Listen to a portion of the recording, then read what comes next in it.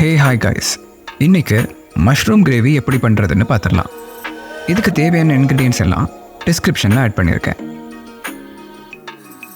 First ஒரு பேனில் 3 table spoon oil add பண்ணிக்கோங்க. அதில் 2 ஏலக்காய், 2 துண்டு பட்டை, 1/2 டீஸ்பூன் ஜீரகம் ஆட் பண்ணி லைட்டாக சாட்டே பண்ணிக்கோங்க. இப்போ இதில் ஒரு பெரிய ஆனியனை சின்னதாக கட் பண்ணி சேர்த்துக்கலாம்.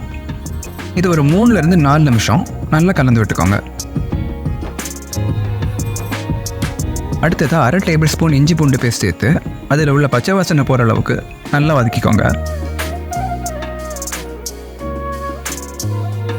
இப்போ இதில் 2 இல்லைன்னா 3 பச்சை மிளகாய், கொஞ்சமாக கருவேப்பிலை ஆட் பண்ணி கலந்து விட்டுடலாம்.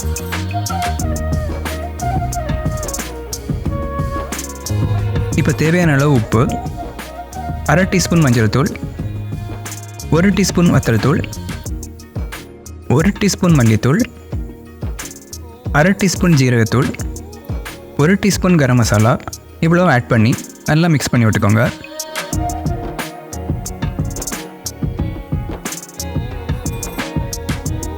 இப்போ இதில் ஒரு பெரிய சைஸ் தக்காளியை கட் பண்ணி சேர்த்துக்கலாம். இது ஒரு 2 நிமிஷம் நல்லா வதக்கிக்கோங்க.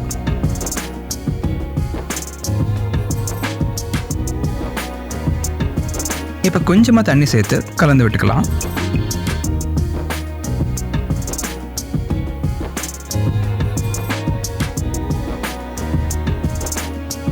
இப்போ இதை க்ளோஸ் பண்ணி ஒரு 5 நிமிஷம் குக் பண்ணிக்கோங்க.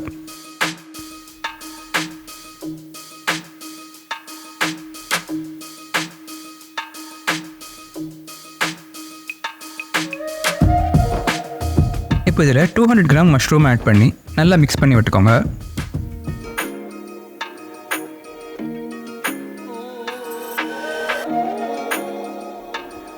இப்போ இதை க்ளோஸ் பண்ணி 3-4 நிமிஷம் லோ ஃப்ளேமில் குக் பண்ணிக்கலாம். அப்படி பண்ணுறப்போ மஷ்ரூமில் இருந்து தண்ணி கொஞ்சம் ரிலீஸ் ஆகும்.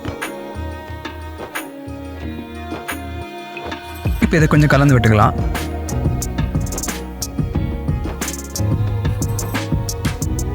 அடுத்ததாக 1/2 கப் தண்ணி ஆட் பண்ணி மிக்ஸ் பண்ணி விட்டுக்கோங்க.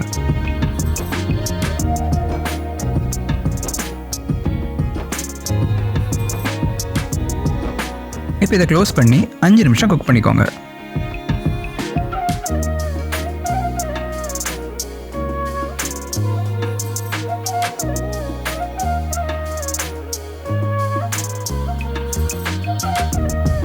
லாஸ்ட்டாக கொஞ்சம் மல்லி இலை சேர்த்துக்கலாம்.